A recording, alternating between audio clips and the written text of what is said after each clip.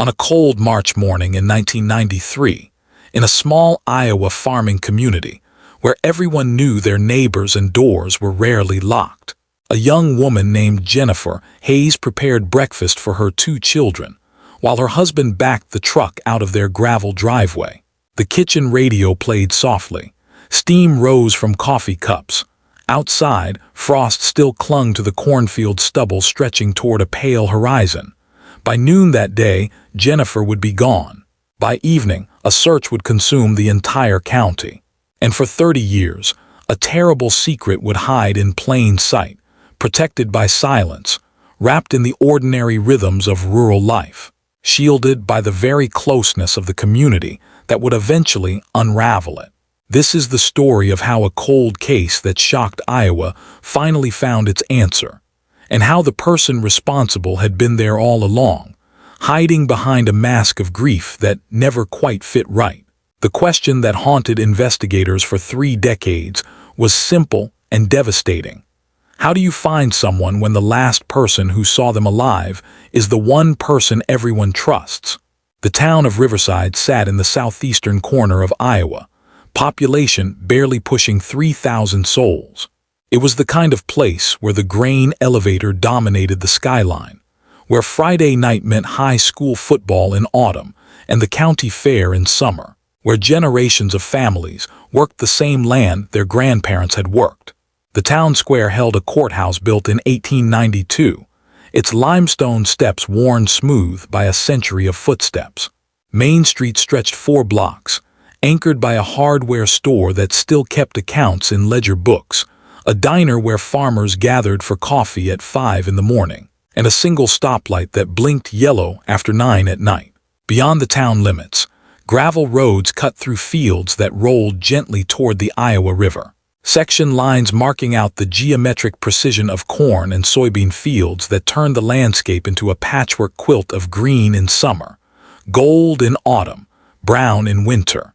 Jennifer Lynn Hayes had grown up 30 miles away in a town even smaller than Riverside.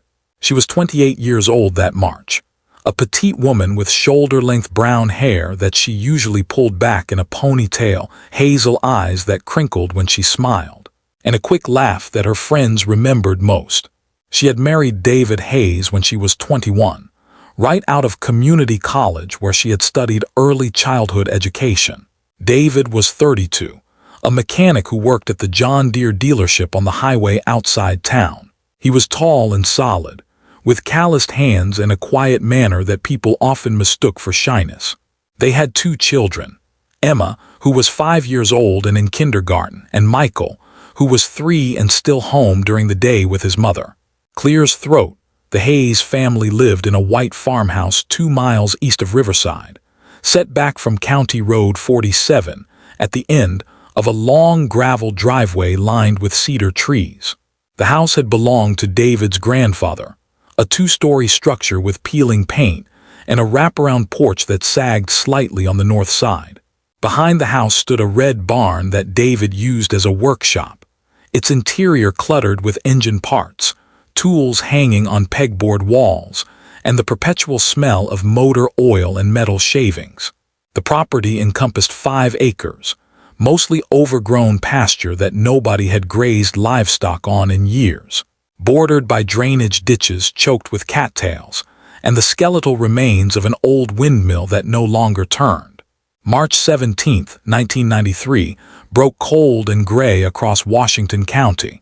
Temperatures hovered in the low 30s. A north wind rattled the bare branches of the maple trees that stood sentinel around the Hayes property. Inside the farmhouse, the morning followed its usual pattern.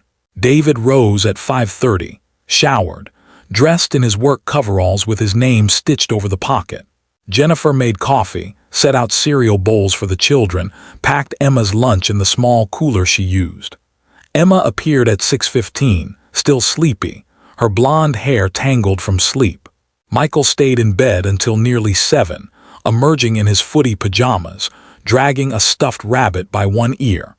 The kitchen held the warmth of the space heater in the corner. Sunlight, weak and filtered through clouds, came through the east window over the sink.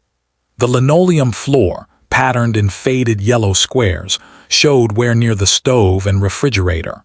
A calendar hung beside the phone, marked with appointments and school events in Jennifer's neat handwriting. The coffee maker gurgled. The refrigerator hummed. These were the sounds of an ordinary morning, the kind that happened in 10,000 farmhouses across Iowa that day. David finished his breakfast at 7:20. He kissed Jennifer goodbye at the door, touched Emma's head as she ate her cereal, waved to Michael, who was watching cartoons in the living room. He walked out to his pickup truck, a blue Ford F-150 with rust around the wheel wells and a toolbox bolted to the bed. The truck started on the second try. Jennifer stood at the kitchen window, watching as he backed down the driveway, turned left onto County Road 47, and disappeared behind the cedar trees. She would never be seen alive again. Emma caught the school bus at 8 o'clock at the end of the driveway. Jennifer walked her down, holding Michael's hand. The bus driver, a woman named Carol Peterson, who had driven that route for 12 years, remembered seeing Jennifer wave as the bus pulled away. She remembered that Jennifer wore jeans and a green sweatshirt.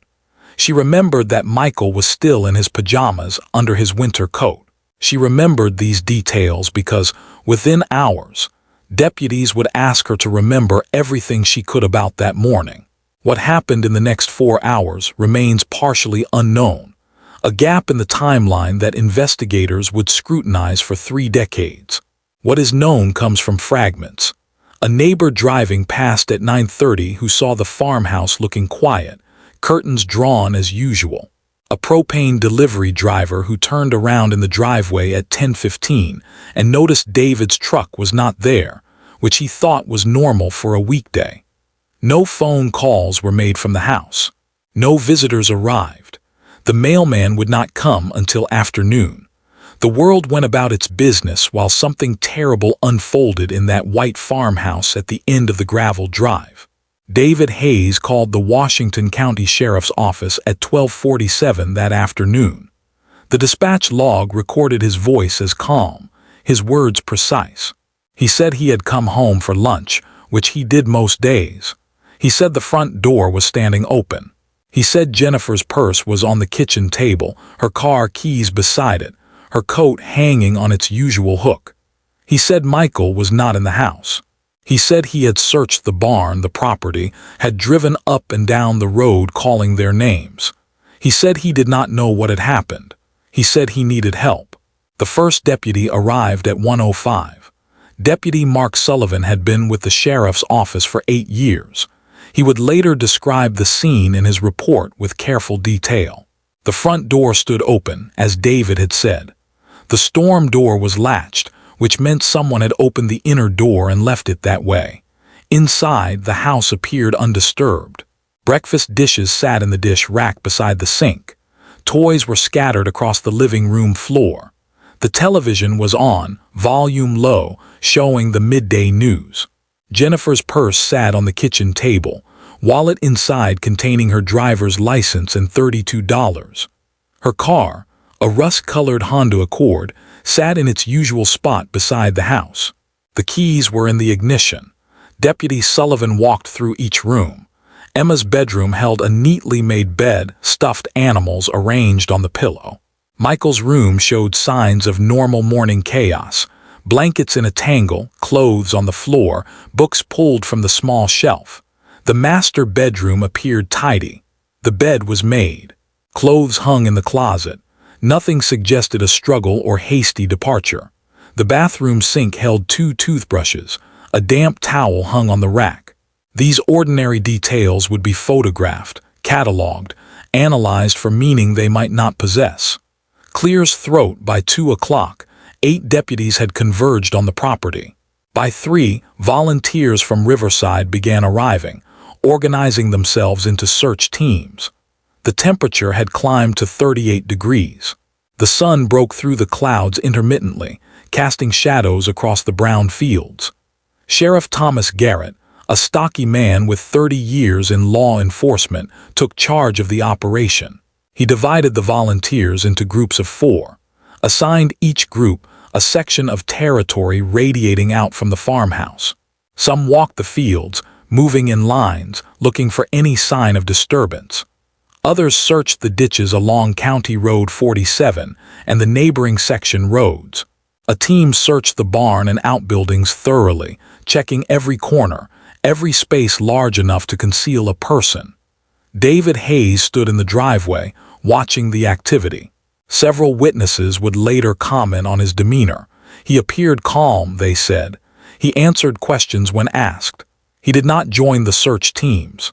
Carol Mitchell, a neighbor who had known the Hayes family for years, brought him coffee. She would later tell investigators that he thanked her politely but did not drink it. She said his hands were steady when he took the cup. She said he stared toward the fields, but his eyes seemed focused on nothing in particular. By evening, more than 100 people were involved in the search. Farmers came straight from their fields, still wearing work clothes, smelling of diesel and soil. Women from the Lutheran church organized food and coffee in the church basement 2 miles away. The high school football team arrived in their Letterman jackets. Young men barely older than children themselves, suddenly confronted with the reality that terrible things could happen even here, even in Riverside. The search continued until darkness made it impossible to see. Flashlights bobbed across the fields like fireflies. Voices called Jennifer's name, called for Michael, the calls echoing across the empty landscape. That first night, David stayed with his brother Robert and Robert's wife Susan in town. He did not want to go back to the empty farmhouse, he said. Emma was picked up from school by Jennifer's mother, Margaret, who drove in from her home 30 miles away, her face pale with shock and growing fear. The school principal, a man named Harold Webster who had known Jennifer since she was a substitute teacher there, met Margaret in his office. He told Emma that her mother had gone somewhere and they were looking for her. Emma asked where her little brother was. No one could answer that question. The search resumed at dawn on March 18th. The temperature had dropped overnight. Frost covered the ground again. Deputies expanded the search radius to include the riverbank 2 miles south, the abandoned quarry 3 miles east, the woodland areas where teenagers sometimes parked. Helicopters from the Iowa State Patrol flew grid patterns over the countryside, their rotor wash bending the dead grass in the fields below. Divers checked the river, moving slowly through water so cold they could only work in 20-minute shifts. Nothing was found. No tracks, no clothing, no sign of struggle or flight or accident. Investigators began the methodical process of interviewing everyone connected to Jennifer Hayes. Her friends described a devoted mother, a woman who volunteered at the elementary school, who attended church most Sundays, who had seemed happy despite the financial pressures that all young families faced. Her mother said Jennifer had called her 2 days before, talking about Emma's upcoming birthday party, about maybe planting a garden that spring. Her sister said Jennifer had seemed normal, maybe a little tired, but nothing unusual. No one reported marital problems. No one mentioned arguments or concerns. Clear's throat. David Hayes gave his first formal interview on March 19th at the sheriff's office in Washington. Detective Linda Morrison conducted the interview, assisted by Detective James Kowalski. The interview was recorded, though the tape quality was poor, voices sometimes muffled by the hum of the heating system. David repeated the account he had given on the phone. He had left for work at 7:25. He had arrived at the dealership at 7:45. He had worked on 2 vehicles that morning, a combine with a faulty hydraulic pump and a tractor needing a new starter. He had left the dealership at 12:30 to go home for lunch. He had found the door open, the house empty, and called for help. Those who knew him said David had always been a man of few words, but in that interview room, his brevity took on a different quality. Detective Morrison would later note in her report that his answers were precise to the point of being rehearsed. When asked how he felt, he said he was worried. When asked if he could think of anyone who might want to harm his wife, he said no. When asked to describe his marriage, he said it was fine. Fine was a word he used repeatedly. Everything was fine. Jennifer was fine. The morning had been fine. Deputies whispered quietly about small inconsistencies that began to emerge. David had said he came home every day for lunch, but coworkers at the dealership said he usually ate at the diner in town or brought a sandwich. David had said the door was standing open when he arrived, but the storm door had been latched from inside, which meant someone inside the house had opened the main door and left it that way. David had said he searched the entire property before calling the sheriff, but the call came less than 30 minutes after his stated arrival time, which seemed insufficient for a thorough search of 5 acres plus buildings. The odometer on David's truck showed 234 miles more than it had shown at his last oil change 2 weeks prior. The dealership was 9 miles from the farmhouse. Even accounting for daily commutes and errands, the number seemed high. When asked about this, David said he had driven to Iowa City one evening to look at tools, but he could not remember which evening or which store. He said he might have driven around some back roads on the weekend. He seemed unconcerned by the question. Physical evidence was scarce almost to the point of absence. The Iowa Division of Criminal Investigation sent technicians who processed the farmhouse. They dusted for fingerprints and found only those belonging to the family. They collected hair samples from the hairbrush in the bathroom, fiber samples from the carpet, vacuum sweepings from the floor. They found no blood, no signs of forced entry, no indication of violence. The house simply existed in a state of interrupted normalcy, as if Jennifer and Michael had been lifted out of it by invisible hands. Investigators searched David's truck and found nothing unusual. Fast food wrappers, a receipt from the hardware store dated 2 weeks earlier, his work gloves, a crumpled pack of cigarettes even though David said he did not smoke. When asked about the cigarettes, he said a coworker must have left them. He could not remember which coworker. The barn revealed more questions than answers. The concrete floor showed oil stains, dirt tracked in from outside, the accumulated grime of years of mechanical work. But one section of the floor looked cleaner than the surrounding area, a rectangle approximately 6 feet by 4 feet, where the concrete appeared to have been scrubbed or washed. David said he had spilled transmission fluid there a few days earlier and cleaned it up. He said he could not remember which day exactly. When investigators examined the floor more closely, they found no trace of petroleum products. The concrete was clean, but not in the way that a recent oil spill cleanup would leave it. Clear's throat as days turned to weeks. The investigation began to focus more intently on David Hayes. His timeline had small gaps that could not be filled. His emotional responses seemed muted in ways that troubled experienced investigators. Sheriff Garrett conducted multiple interviews, each time asking David to repeat his account, looking for variations or additions that might reveal something hidden. David's story never changed. He repeated the same details in almost the same words each time. To investigators trained to spot deception, this consistency itself became suspicious. People telling the truth typically add details as memory surfaces. David added nothing. The community divided slowly, imperceptibly at first, like a crack forming in ice.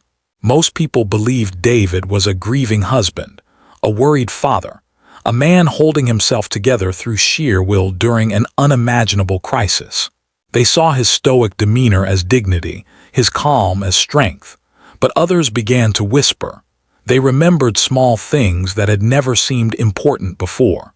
A woman who worked at the grocery store said David had always seemed cold toward Jennifer, had never touched her hand or smiled at her in public the way couples do.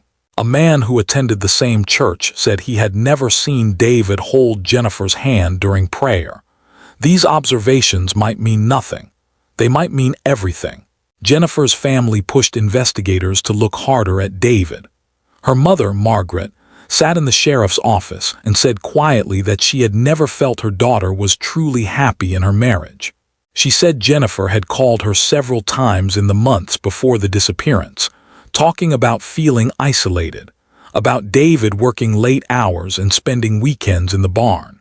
She said Jennifer had never used the word unhappy, But the sadness was there, beneath her words like a current beneath still water. David's alibi for the crucial morning hours depended entirely on witnesses at the dealership. His boss, Frank Patterson, confirmed that David had arrived around 7:45 and had been working on equipment all morning. But the dealership was a large facility with multiple bays. No one had kept David in constant sight. He could have left for 30 minutes, even an hour, and returned without anyone noticing. The 9-mile drive from the dealership to the farmhouse took 12 minutes. Round trip, 30 minutes. Enough time. But enough time for what? Without bodies, without crime scene evidence, without witnesses. The case remained a disappearance, not a homicide. The sheriff's office could not arrest David Hayes based on suspicion and inconsistencies. They needed evidence. They needed proof. They needed something concrete enough to convince a judge that a crime had been committed and that David Hayes had committed it. The case gradually went cold as spring turned to summer in 1993. The searches stopped. The volunteers returned to their lives. The newspaper coverage dwindled to occasional updates that contained no new information.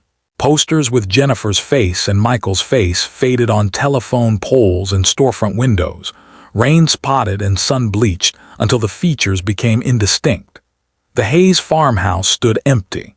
David had moved in with his brother and did not return there.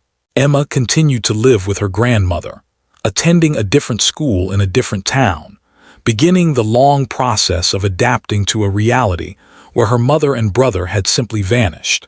Detective Morrison kept the case file on her desk. She reviewed it weekly, looking for something she might have missed, some connection not yet made. She drove past the farmhouse sometimes after her shift ended, pulling off the road to stare at the white structure slowly succumbing to neglect, paint peeling further, porch sagging lower, grass growing tall around the foundation. She thought about Jennifer Hayes preparing breakfast that last morning, about Michael in his footy pajamas, about the simple domestic scene that had been the last moments before everything ended. She thought about David Hayes and his calm voice on the phone. She thought about the clean patch of concrete in the barn floor. Years passed with the slow inevitability of seasons in rural Iowa. Corn grew and was harvested. Snow fell and melted. The town of Riverside continued its rhythms unchanged on the surface, while beneath, the memory of Jennifer and Michael Hayes became a wound that would not heal, a question that would not rest, a story without an ending that haunted the collective consciousness. David Hayes remarried in 1996. His new wife was named Patricia, a woman from Cedar Rapids who had no connection to Riverside or the tragedy there. They moved to a different town 50 miles away. David changed jobs, working now at a manufacturing plant. Emma grew up in her grandmother's house, a quiet child who never spoke about that March morning. She drew pictures sometimes that her grandmother kept in a folder, pictures of a white house and a red barn, of stick figures labeled Mom and Michael, of empty spaces where things used to be. For those who have ever doubted someone you love, who have felt the terrible weight of questions you cannot ask and answers you cannot bear to hear, the years that followed the disappearance were a kind of suspended animation for everyone connected to the Hayes family. David's brother Robert told his wife Susan late one night in 2001 that he sometimes woke from dreams where he was standing in the barn at the old farmhouse, looking at that clean patch of floor, and in the dream he knew with absolute certainty what had happened there. But when he woke, the certainty dissolved, leaving only the terrible possibility and his own helplessness before it. Clear's throat, Margaret raised Emma with a fierce protective love and an unspoken understanding that some things were too painful to examine directly. She never spoke ill of David in Emma's presence. She never shared her suspicions, her bone-deep conviction that David knew exactly what had happened to Jennifer and Michael. She kept this knowledge to herself like a stone she carried, heavy and cold and permanent. Emma asked questions when she was younger. Where did Mom go? Why didn't she come back? Margaret answered with soft versions of truth. Sometimes people go away and we don't know why. Sometimes we have to accept that we may never understand. These answers satisfied a child, but would not satisfy the young woman Emma was becoming. In 2008, when Emma was 20 years old and attending community college, studying psychology with a focus that her professors found unusual for someone so young, she began asking different questions. She contacted Detective Morrison, who had retired from the sheriff's office but still lived in Washington County, still thought about the case that had defined her career. They met at a coffee shop in Iowa City. Emma was petite like her mother, with the same hazel eyes, the same way of tilting her head when listening carefully. Emma said she remembered fragments from that morning. She remembered eating cereal. She remembered her father leaving for work. She remembered her mother walking her to the bus stop. But she also remembered something else, something she had not understood as a 5-year-old child, but that haunted her now. She remembered seeing her father's truck parked behind the barn when her mother walked her to the end of the driveway. She remembered wondering why he was home because he had just left.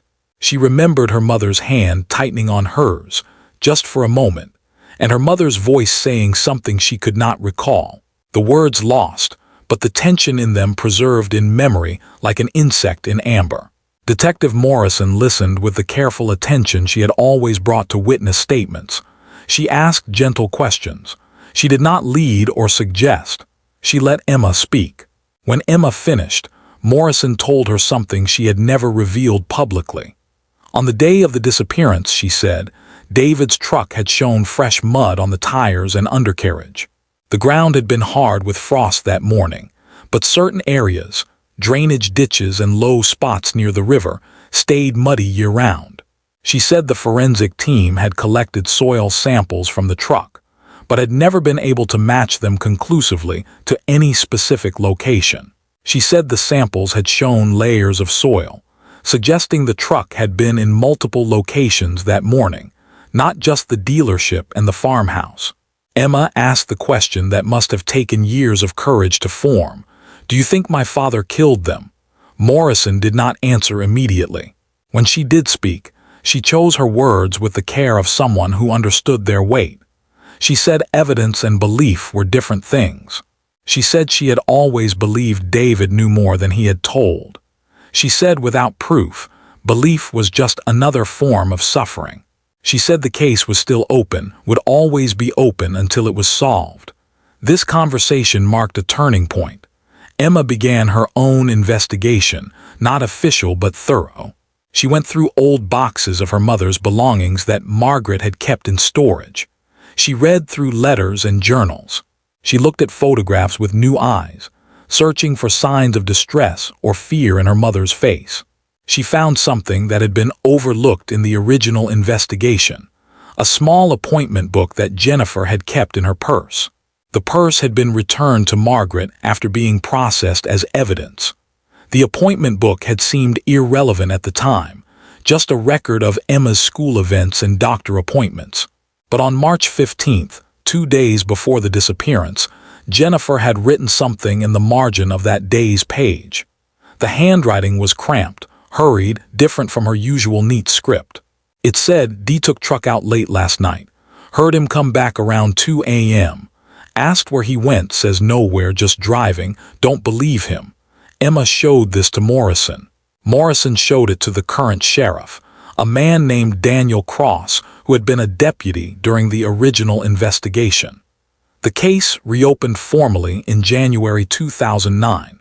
Sheriff Cross assigned 2 detectives to review every piece of evidence, every interview, every lead that had gone cold. They used new technology, new forensic methods, new approaches that had not existed in 1993. The detectives, Robert Chen and Sarah Miller, started with the farmhouse. It had been sold years earlier, had changed hands twice since David had abandoned it. The current owners, a couple from Illinois who had bought it as a fixer-upper, gave permission for a thorough search. In the barn, Chen and Miller pulled up the section of concrete that had appeared cleaned in the original investigation. Beneath the concrete, they found soil that had been disturbed. The layers were inverted, new soil on the bottom, old soil on top, indicating it had been dug up and refilled. They excavated carefully, sifting through every shovelful. 3 feet down, they found bones. Small bones. A forensic anthropologist confirmed they were human, confirmed the size was consistent with a 3-year-old child. They found scraps of fabric, the remains of footy pajamas, blue with yellow stars. They found Michael's stuffed rabbit, its synthetic fur preserved by the soil's acidity. They did not find Jennifer. The burial site held only the small body of Michael Hayes, laid carefully in the earth, wrapped in a plastic tarp that had degraded but not entirely decomposed. Clear's throat, the autopsy determined that Michael had died of asphyxiation. There were no broken bones, no signs of violence beyond the cause of death. A toxicology report showed traces of diphenhydramine, an antihistamine, in concentrations that would have sedated a small child. The medical examiner theorized that Michael had been given the medication to make him sleep, then had been smothered, probably with a pillow or soft object that left no distinctive marks. Jennifer's remains were found 3 weeks later in a different location. Chen and Miller had analyzed the soil samples from David's truck in 1993, using modern testing methods to narrow the possible locations. They focused on areas within a 30-minute drive of the farmhouse, where the specific combination of soil types existed. They searched 17 sites before finding what they were looking for in a shallow grave beside the Iowa River, 5 miles from the farmhouse, on property that had belonged to David's uncle and had stood empty since the uncle's death in 1991. Jennifer Hayes had been buried face down, wrapped in the same kind of plastic tarp as Michael. She had been shot once in the back of the head with a small caliber weapon, probably a .22 rifle. Her driver's license was in the grave beside her, a detail that investigators found particularly disturbing. It suggested premeditation, a deliberate choice to place this identifying object with her body, as if leaving a signature on the crime. David Hayes was arrested on March 17, 2009, exactly 16 years after Jennifer and Michael disappeared. Detectives Chen and Miller drove to his home in Cedar Rapids with a warrant and 4 other officers. David answered the door in sweatpants and a t-shirt. It was 7 in the morning. His wife Patricia stood behind him, confused and frightened. When Chen read David his rights and told him he was under arrest for 2 counts of first-degree murder, David said nothing. He extended his hands for the handcuffs. His face showed no expression. He walked to the police car without resistance. Patricia Hayes screamed at the officers that there had been a mistake, that David was innocent, that this was impossible. Neighbors emerged onto porches up and down the street, watching the scene unfold. News vans arrived within 30 minutes. By noon, the story had spread across Iowa and beyond. Cold case solved. Bodies found. Husband arrested. The details generated headlines that lasted for weeks. The trial began in October 2009 in Washington County District Court. The prosecution presented the physical evidence. The bodies, the location of the burial sites, the soil samples from David's truck that matched the river location, the appointment book entry showing Jennifer's concern about David's late-night drive 2 days before her death. They presented the timeline showing David's opportunity to commit the crimes. They presented the testimony of Emma Hayes, now 21 years old, who took the stand and described seeing her father's truck behind the barn that morning when it should have been at work. Emma's testimony held the courtroom silent. She spoke in a steady voice without tears, stating what she remembered without embellishment or emotion. She said, "I saw my father's truck. I remember my mother's hand getting tight on mine. I remember her saying something I couldn't hear. When I got home from school that day, everything was gone." The defense argued that the evidence was circumstantial. David's attorney, a woman named Catherine Ross from Des Moines, pointed out that the soil samples could have been transferred to the truck at any time. She argued that Emma's memory, formed when she was 5 years old and not stated until she was 20, was unreliable. She suggested that someone else could have committed the murders, that David's land had been accessible, that the real killer might have used it for burial sites knowing David would be suspected. But the prosecution had something the defense could not explain away. In David's current home in Cedar Rapids, in a box in the basement, investigators had found Jennifer's wedding ring. David had told everyone, including Jennifer's mother, that Jennifer had been wearing the ring when she disappeared.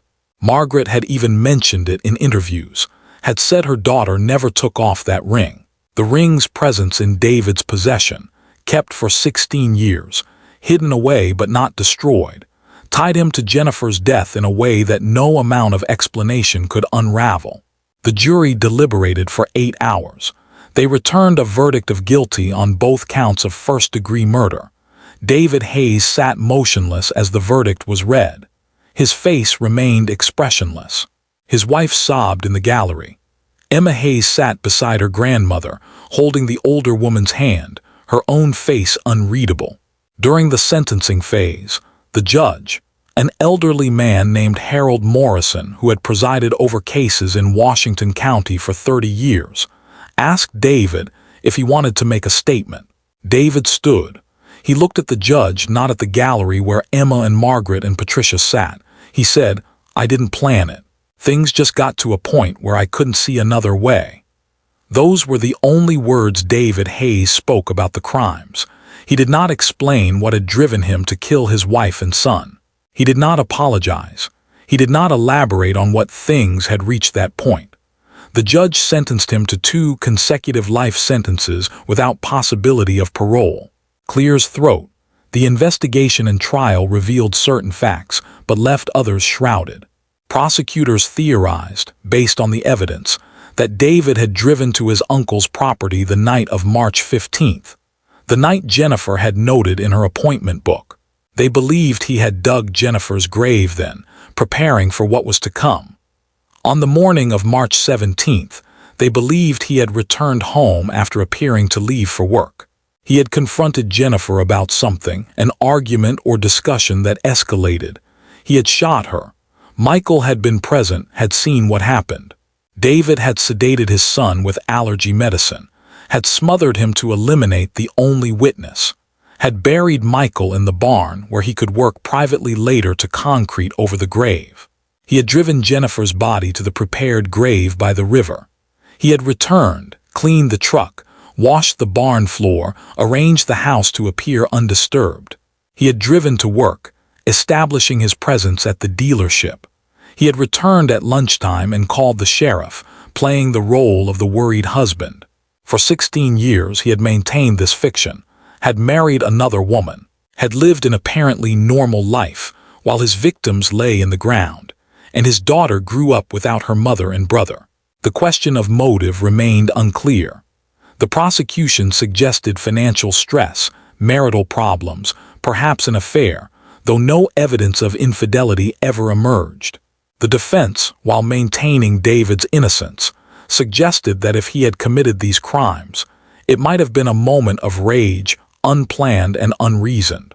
But the grave prepared in advance, the sedation of Michael, the concrete poured over the burial site in the barn, all these details argued against a crime of passion.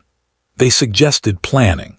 They suggested someone who had decided his family was an obstacle and removed them with the methodical efficiency he might bring to repairing an engine. The community of Riverside struggled with the resolution of the case. Many people had defended David Hayes, had believed in his innocence, had considered him a victim of circumstance and overzealous investigation.